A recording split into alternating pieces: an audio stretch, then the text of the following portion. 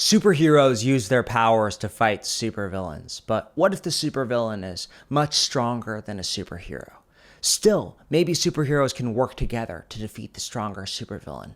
But what if the supervillain is so strong, so incredibly powerful, that he knows everything you're going to do before you do it? How could you possibly defeat a supervillain that knows everything? The desert was beautiful at night. It cooled down and it allowed Patrick to truly see it, to see the curves of it. He had been searching for the lost library for, 20 years now. All of his colleagues had left him alone, a madman in the middle of the woods. He remembered his ex-wife, Kathleen, telling him, "I love you, but you're never going to stop looking for it, and it just doesn't exist." It was a night just like any other night. Patrick was nocturnal, using the time to search for the lost library, the Library of Babylon, said to hold the secrets of every language. Somebody who mastered every language could know the future, know the secret to eternal life, everything. Patrick had put all of his obligations, everything in his life aside to search, and he told himself the same thing he told himself every night. Tonight is the night I find it. Tonight is the night. He drove over the vast stretch of desert. The locals let him search with no issue. He spoke their language easily. He helped them when their children got sick. They let him go into passages of the desert that no one was allowed to go into. He was at the foot of a giant mountain range, sand dunes going into giant, dramatic mountains. He was driving uphill on the sand dunes, an area of the desert that he had never gone into. But Patrick was getting old. He was 67 years old. He was too old to be doing this, and yet Patrick had resolved himself. Even if I have to die, it's a good life, looking for the lost library. So when Patrick ran into a figure standing in the middle of the dunes, a figure wrapped in ancient book texts, he had to stare at the figure that he hit before he realized what he had done. "Oh no," Patrick said. He got out of the car and ran to the figure who was struggling, bleeding onto the book pages. "I'm so sorry," Patrick said. The thing he hit turned and looked at him with intelligent eyes. "That is all right, Patrick Sanger." Patrick took a step back. His English was perfect. The man stood up, wearing only book pages, looking at him deep in the eyes. "You've been searching for long enough. I think it's time that I finally show you what you've been looking for." He took Patrick by the hand, like a little girl would, even though he was a giant man wrapped in book cages, and started walking deep into the desert. Even though Patrick knew that this strange phenomenon was something he had been looking for, he hesitated. He looked back at his Jeep, which was fading. "Come, a sandstorm is coming," the man said. "Who are you?" Patrick said. He chuckled. "You can call me any name you like. What was your son's name again?" Patrick looked out at the desert. He felt regret. He had found everything that he was looking for in his life, and yet, was this all that it was? "I didn't have a son," Patrick said. "No, the one your wife miscarried." Patrick let go of the man's hand. Suddenly, the sandstorm was everywhere. He couldn't see the man.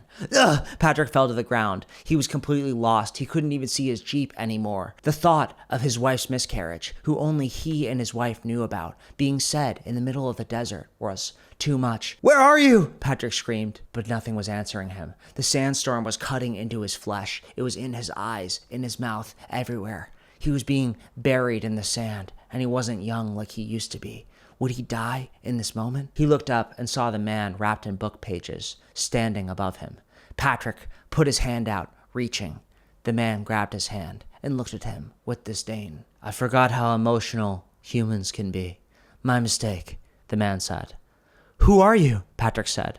He looked around at the sandstorm, which was now completely gone. They were standing at the gates of the lost library again.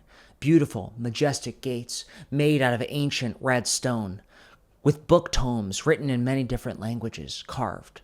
This is the Library of Babylon, what he had been searching for this whole time. "I'm sorry. I'm a scientist," Patrick said. "I should put my emotions aside for favor of progress." "That's right," the man said. He led Patrick up the steps into the library. Patrick could not see anything inside the library. It was completely dark. He hesitated.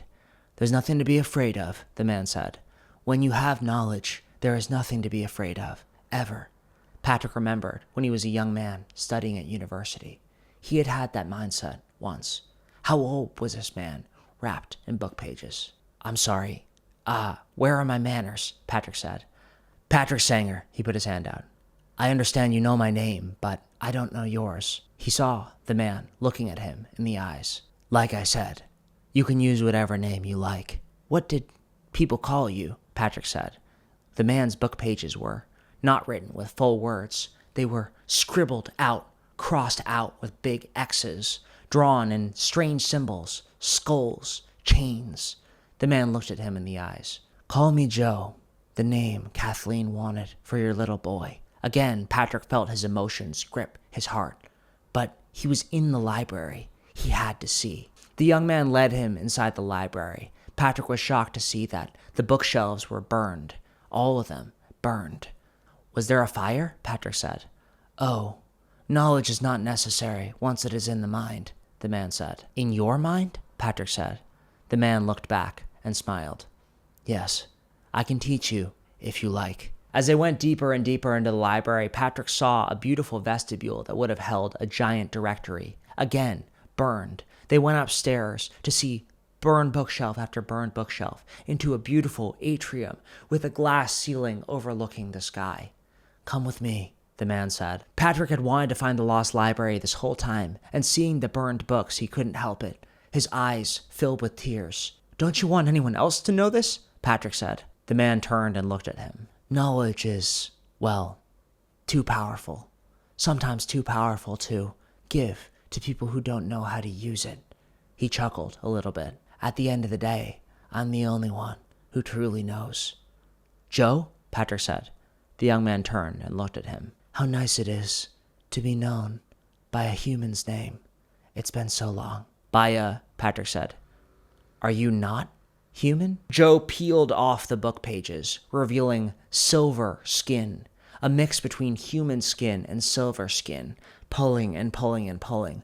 Patrick was horrified to see the young man was pulling off his own human skin, revealing silver below the surface. In this age of superheroes, the young man, the thing, said, my knowledge might not be valued as much as it used to be. Patrick was horrified as the last book page came off, and the young man with silver skin looked at him in the eyes. But when you know everything, flying around and lifting objects over your head seems a little rudimentary. Patrick fell down. He was terrified of this silver creature walking towards him. He almost screamed out in pain. Please don't hurt me. Let me get out of here. I made a mistake looking for this place. But the silver creature kneeled down and looked at him in the eyes. What are you talking about? That's not what you're thinking. He knew what Patrick was thinking. You're thinking, how do I get out of here alive before the silver creature eats me or burns me alive? Patrick stumbled down the stairs. He started running as fast as his frail body could take him. But out of the shadows, the silver creature stepped and looked at him in the eyes. Do you want me to answer your question? Patrick stumbled back, falling onto the stairs. He looked up at the vestibule, showing the sky, but he squinted, seeing that the sky above him was not the sky over the desert, which he was so familiar with. It was a sky with 3 moons in it. Patrick turned, looking at the creature. Please don't hurt me. I'm just an old man. I won't tell anybody. But the silver creature kept patiently waiting. Do you want to know the answer to your question? Patrick resigned himself to his fate. He looked at his shoes, then looked up at the silver creature in the eyes. Yes, the answer is, there is no escape, the young man said. But what's your real question? The one that's kept you out in the desert all these years. Patrick looked up at the sky with 3 moons, but then down at the silver-skinned creature. Do we really have to die? Patrick said. Is eternal life possible? The young man smiled, a big smile. That's the question.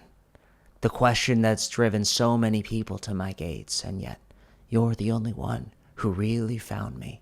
You want to know why none of them found me, Patrick? Patrick started to say something, but the silver-skinned creature simply reached within his chest and grabbed his heart.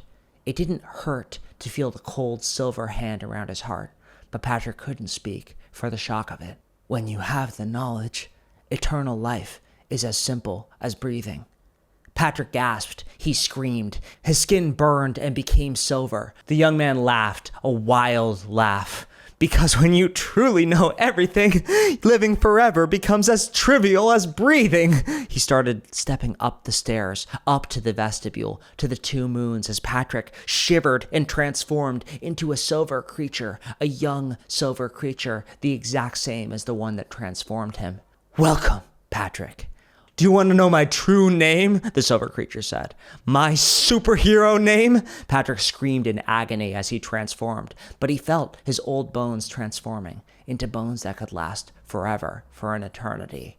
It's Know-It-All, he said, and it's only a matter of time before you and me take over the whole world. Patrick felt it, the knowledge of everything in the library, all of human history, all of the thoughts and minds and desires of human history flooding into his brain, his consciousness expanding in a horrifying way. And the only thing Patrick, in his eternally living form, could do was scream and scream and scream. Know-It-All had found another disciple.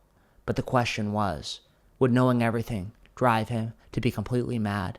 Or had he just created the first soldier in his army?